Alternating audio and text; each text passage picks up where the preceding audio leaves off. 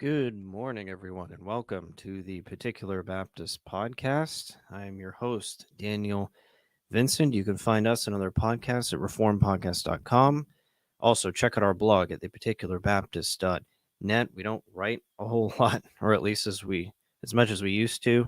I am working on an article now, but it's going to take some time, and I don't know if the other guys have anything coming on the pipe. There's plenty of material there for you to pull from. So at theparticularbaptist.net. Also, our new book, The Infinite for Little Minds, A Doctrine of God for Children. You can pick that up on Amazon in Kindle format or in paperback if you haven't already. If you want to gift it to somebody, it's a great gift for families to teach their young children about God. So you can pick that up on Amazon. The Infinite for Little Minds, A Doctrine of God for Children. And one other thing before we dive into our content today, just wanted to say a few things on Brother Sean, who was my co-host. I had said before that Sean was taking a leave of absence or taking a break from the podcast, but he will actually not be coming back. Sean has decided to step away from the podcast for personal reasons. I didn't push him away or anything. I wasn't trying to get him to get out or anything like that. He chose to step away as co-host for personal reasons. He's still involved in the Particular Baptist ministry in other ways. He hasn't disappeared, but as far as the podcast goes, he will no longer be a co-host on the show. So just wanted to say something about that. As especially as time goes on, and you don't see him for a while, you might be wondering, where's Sean? Why isn't Sean here? Especially for the longtime listeners and those who have been from us or been with us from the beginning and have seen Sean on the show, you might just wonder what's going on. So just wanted to say once about that. So it'll be, for now, it's just going to be me as the host. So, but I'm going to keep the show going. The show's not going anywhere, and we'll keep pressing on. But with that, we're going to do something a little bit different today. Typically, we talk about some kind of topic or theological discussion, and this will certainly involve theological discussion, but we're going to be doing a book review. I have a number of these, or I guess a few of these set up. This one and two others that I want to do in the future, and there will be more hopefully down the road. But I have a stack of books that I've read that I want to kind of talk about. I love to read. I don't read as much as I used to. I've been focusing my attention on other areas, but I love to read. It's one of my favorite things to do, especially theological books, and especially books on historical theology, which this one we'll be talking about today. But I love to read. And so I go, and the way my commute is set up, I take a train to Washington, D.C., and it's about maybe an hour, 15 minutes one way. So I get a lot of time to do things like that, thankfully. So I'm able to plow through books at times. So I have a stack of books that I've plowed through, and I want to talk about. But today we're going to be doing a book review on Carl Trueman's book, The Claims of Truth, John Owen's Trinitarian Theology. This is published by Reformation Heritage. Is it Reformation Heritage? Yeah, Reformation Heritage Books, which is run by Joel Beakey up in Grand Rapids, Michigan. And it's a historical theology book written by Carl Trueman, who is, many of you in the Reformed world probably heard of Carl Trueman, and maybe even listened to him and benefited from his material. Brilliant scholar.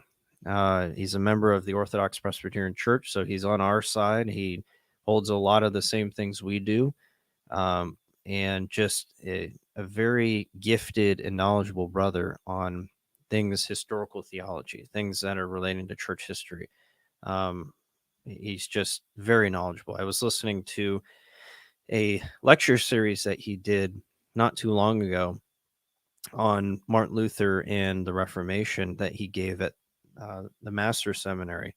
He did a set of lectures there, and just he's able to just pull things from his mind and spit historical facts out there and weave all of these historical realities or historical facts together into these major themes that you can then kind of see the big picture of. And that's really one thing that he does in this book is he takes he likes to give context for a particular topic that he's talking about. He doesn't like to just give you the topic that he's talking about. He also likes to say, here's the context of what this event happened in. He did that with the Reformation time, not just talking about Martin Luther, but also talking about certain elements surrounding Luther's time, which helps us to understand the why and the what. And okay, Luther thought this because of X, Y, and Z that was going on at the time, things like that. And he does a really good job, I think, in this book of bringing out those kinds of themes as it relates to John Owen and talking about his Trinitarian theology. And it really touches on a few different points. It touches on his Christology, his doctrine of God, some of his hermeneutical methodology, and the nature of the satisfaction, and talking about like the role of Aristotelian philosophy in certain doctrines that Owen was dealing with. So it's very, very helpful in that regard, giving you that historical context to be able to see John Owen in the world that he was in. And it's not a very long book either. It's only, let's see, it's about, so the last appendix, Appendix 2, ends at page 239. So it's only about 200 pages. It's readable. It's not very difficult to grasp. It's very digestible. It's not a 800-page book that you're going to spend months reading. You can, if you're diligent, you can blow through it pretty quickly and understand what's going on too. And I got this book all marked up. I got highlights. I got I got pages marked and folded and all that stuff because there's so many good things in here that are very helpful. But I find this book helpful because today, especially in RB circles, unfortunately, we find ourselves in this recovery of the doctrine of God, and we see more material being made available, and things that have been available are being put front and center again. For instance, Richard Mueller's Post-Reformation Reformed Dogmatics, which has been out for years, but provides a lot of helpful historical theological material in this area, is now been put front and center again. And there's other things that Mueller has written on as it relates to Thomism and talking about philosophy and things like that from a historical theological perspective, that is really helpful. And that's kind of where we see Carl Trueman going with regards to this stuff. He's trying to put these things front and center and kind of following along the kind of the trail that Mueller paved. And even Mueller, Richard Mueller, is one of the endorsers of this book as well. So we see Reformed Baptists are now in this recovery. So I think that this is a great place to start. There's a lot of books, or there's a number of books, I think, that are not as easy to read and to get into right away as it relates to this doctrine. But this is a great way not only to kind of introduce you to some of the basics, but see that these things were grounded not just in the time of the Reformation, but even beyond that into the post-Reformation period, and that these men were not just making these things up. They were calling back to those things that the church had confessed and trying to bring them front and center, especially in response to certain heretical groups that were floating around and dissenting groups that were floating around that like Owen had to deal with. So I think it's very helpful in that sense. So it gives kind of some helps with the historical theology side of the discussion. So you can see, was this something that was understood by the reformers at the time and was something that was confessed by the writers of the confessions that we hold to? We have the three big ones, at least from our perspective: the Westminster Confession of Faith, the Second London Baptist Confession of Faith, and the Savoy Declaration, which John Owen co-authored along with Thomas Goodwin, who was a Westminster divine. And they all basically say the same thing about God.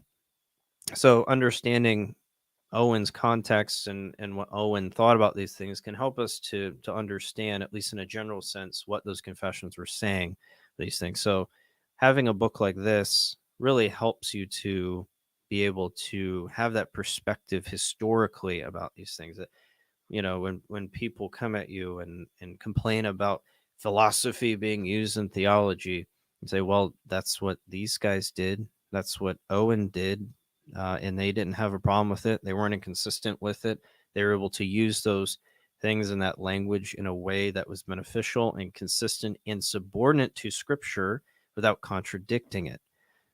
So it's helpful to see those kind of things. I want to read a little bit from the book, and I'll quote a little bit from it today as we go through this. On page 13, let me jumping around here, bear with me. Page 13, he says, it was the issues with which he was confronted, he being John Owen, as a Reformed theologian of the 17th century, that drove him back to church tradition that shaped and influenced which works he read, how he read them, and what ideas he drew from them. It is therefore important to know what the specific concerns of the 17th century Reform were in order to fully understand the manner in which they used their sources. This is very important. This is very, very important. Owen was not trying to come up with anything new. There was this recovery even in his day that was going on. And so what Trueman is trying to bring out in this book, at least in part, is that Owen was a Renaissance man. He was a retriever. He was going back to the sources, so to speak, and trying to draw from church tradition. Not make up anything new, but trying to draw from church tradition and apply that to the theological context that he was in. And that was really the Reformed way. There's nothing unique about Owen in that way.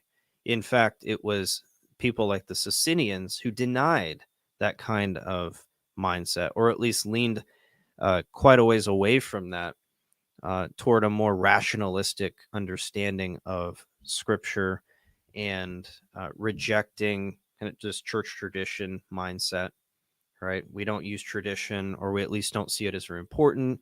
It's just Scripture and what I think Scripture says, and that's all that matters. This biblicist type of mindset. And I know people don't like that word, but there is a legitimate use for that term in the negative. But it's important to note that that's really what Owen was coming from as he was coming through these things. And kind of along those lines about the Socinians, Trueman says this as well. This is page 29. He says, nevertheless, in light of Socinian claims to reject the Trinity, etc., on the basis of sola scriptura, the creeds are useful as a practical test of orthodoxy. It is quite clear from this that Owen was not so naive as to hold the view that theology as a discipline could be pursued simply in terms of the reader with an empty mind engaging in the bare text of Scripture and thus somehow automatically imbibing pure doctrine. That was the professed approach of the Socinians, and the results were neither Catholic nor Orthodox. Owen's position is far more subtle. What lies behind his argument at this point is his understanding that a crucial relationship exists between the great human formulations of the faith and the words of Scripture. While the latter are the ultimate norm for theology, the former are useful in providing a working doctrinal framework within which the theological task of scriptural interpretation can take place, although not in such a way that Scripture is ultimately subordinate to the creeds. The creeds act as heuristic devices that facilitate the unlocking of Scripture's teaching. The result is that Owen's theology, far from being a radical break from the earlier tradition, is rather a critical appropriation of that tradition for contemporary needs. End quote. So, what Trueman is bringing out here is that Owen didn't believe in this, matrix kind of understanding of Scripture. You just plug it in and you download doctrine, and that's it. There's nothing else informing it. There's nothing else helping us to understand it. That's ridiculous. Owen and the Reform did not believe that, and I think that's very clear as we look at the historical data. But unfortunately, there are those who want to claim that they are holding to some sort of Reformed confession, but at the very least lean away from that type of mindset of, yeah, we can use these other helps, and the creeds are authoritative, at least in a secondary way. And we got to be careful about that.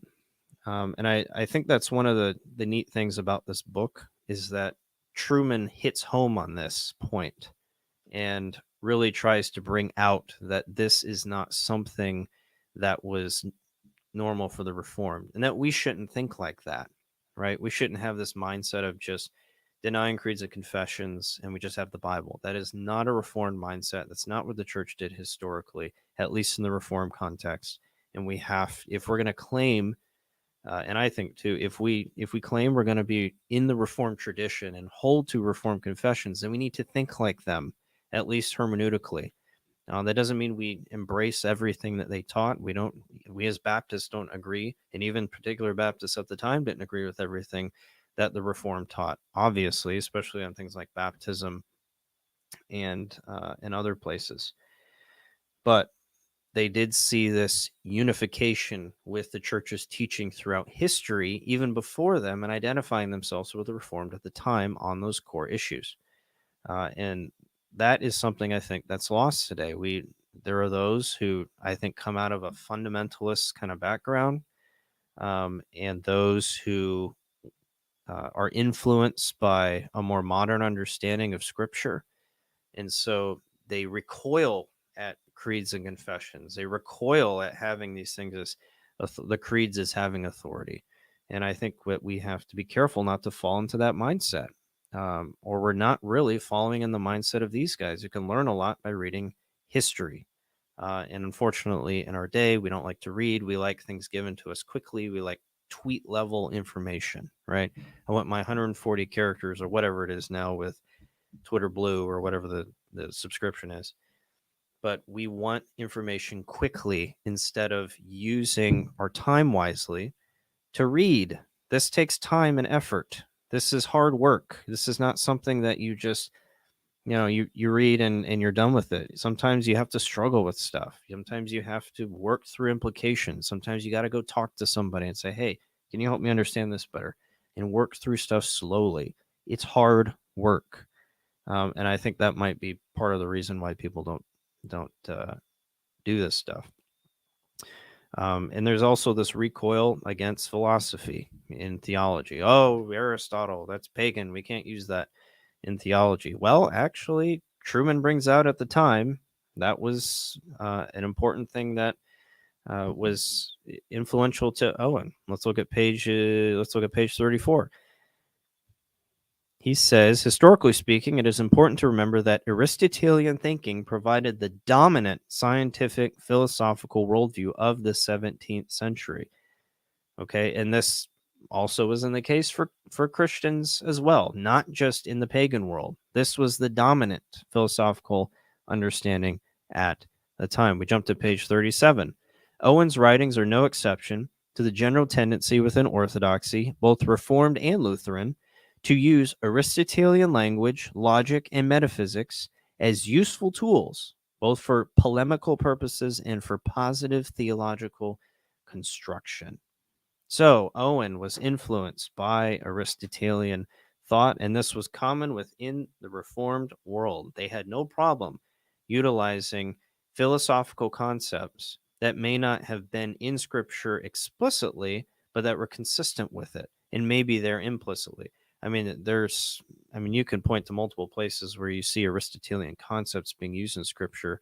One of them being in Romans 11:36, from him, to him, through him, all things, right? God is the efficient cause, which is one of Aristotle's causes. He's the creator of all things, right? And he's also the final cause, right? All things are to him. That's the final cause. That's an Aristotelian concept. You can see these principles in Scripture. So you can see why the Reformed had no problem utilizing certain concepts that were consistent with Scripture. They had no problem doing that because they saw them as helpful guides, not as replacements for Scripture, but as consistent with it. And they could be helpful in formulating difficult doctrines of Scripture that were not easy to just bring out through normal language. So these things could be very helpful. And we do see Trueman does, I think, a good job talking about this Aristotelian influence on the Reformed, especially in Owen. And it's in the first chapter. It's called Owen in Context. So he's giving the historical context of what Owen found himself in at the time. He says on page 38, it seems certain that he, that's Owen, was first exposed to the theological application of Aristotelian philosophy at Oxford, where he was a student of Thomas Barlow, 1607-1691, the future Bishop of Lincoln. So again, this was his education. This was the standard philosophical and scientific, or at least the dominant one at the time. And it makes sense why he would be taught it. You go to school, you learn these things. Of course, you're gonna be influenced by them to some extent. Then on page 42, we see Trueman talking about these things a little bit further. He says Lutheran and Reformed, Orthodox and Remonstrant all used Aristotelian language and patterns to establish their respective and radically different theological viewpoints. Thus, Owen's positive use of Aristotelian thought does not allow us to prejudge his theology. Cheap victories over Reformed orthodoxy based on such philosophically naive presuppositions are no substitute for careful and dispassionate examination of texts. Owen's Aristotelian language must be judged by how the words are used by him, not by what they meant to Aristotle. And his Aristotelian metaphysics must be judged by its result, not simply by its presence. That's important. We have to be very careful about things like that. What Owen would take language and utilize it, not necessarily in the way that Aristotle meant it, but in light of the biblical framework he was trying to put it in. So we need to look at the result of what he did, not just the presence of Aristotelian thought, is what Trueman is trying to say here. We shouldn't judge Owen just because he used Aristotelian philosophy. We got to examine his work and see what the result was of his work.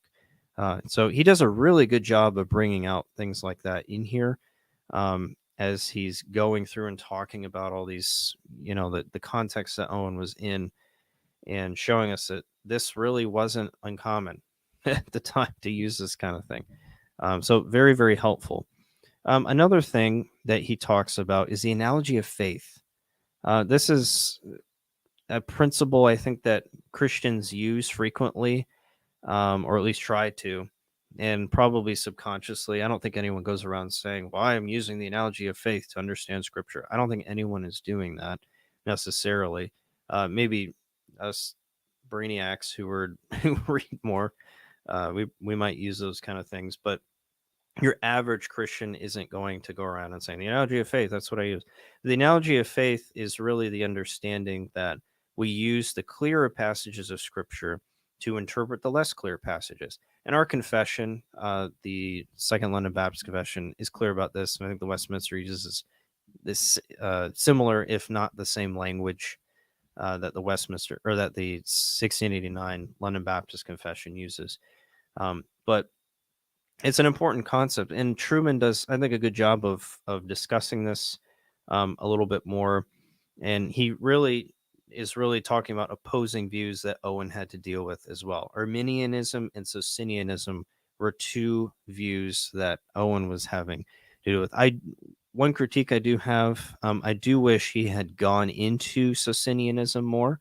He kind of touched on it, and I understand that's not the point of his book, but I think it would have been helpful if he dove into Socinianism in more detail, gave more examples of it, to give really an appreciation of where the influence of that view and how dangerous it was. One of the books I'll be talking about in the future dives into Socinianism quite a bit and gives really a really in-depth framework of what that was and how that played out, and different players in there as well.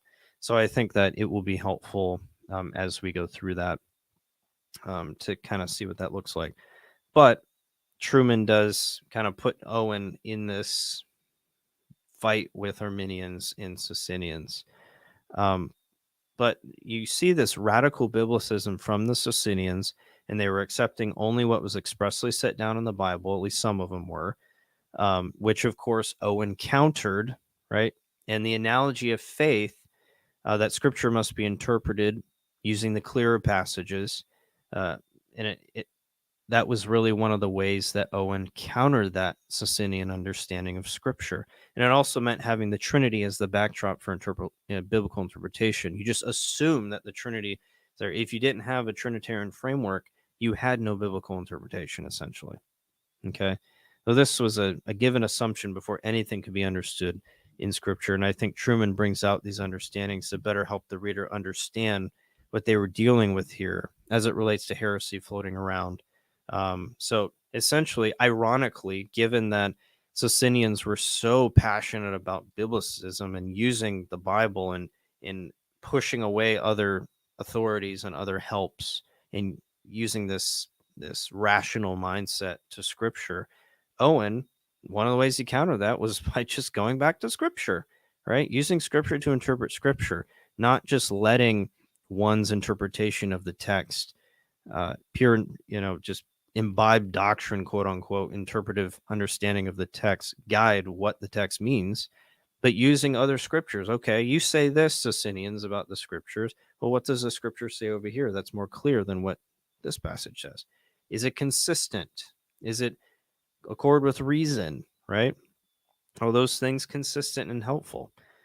So I think Trueman does a good job bringing out that contrast and trying to show that Owen was dealing with some pretty dangerous players at the time with the Socinians, and trying to make sure that orthodoxy was defended and that our epistemology, how we know things, is properly defended.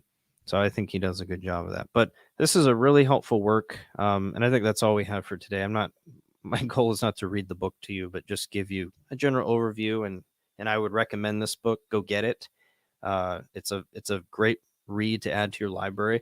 The Claims of Truth, John Owen's Trinitarian Theology, from Reformation Heritage Books. You can get it. I think I got it for like $13, if I remember correctly. It's not expensive. It's paperback, it's cheap.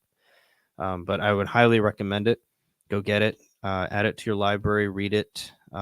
Understand the history of these things, and hopefully it will help us to better understand where our confessional context comes from.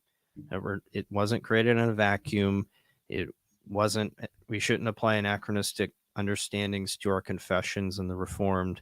We should be understanding these things as they were understood at the time, and reading historical works helps us to do that. So hopefully this has been a helpful review. There will be more book reviews coming.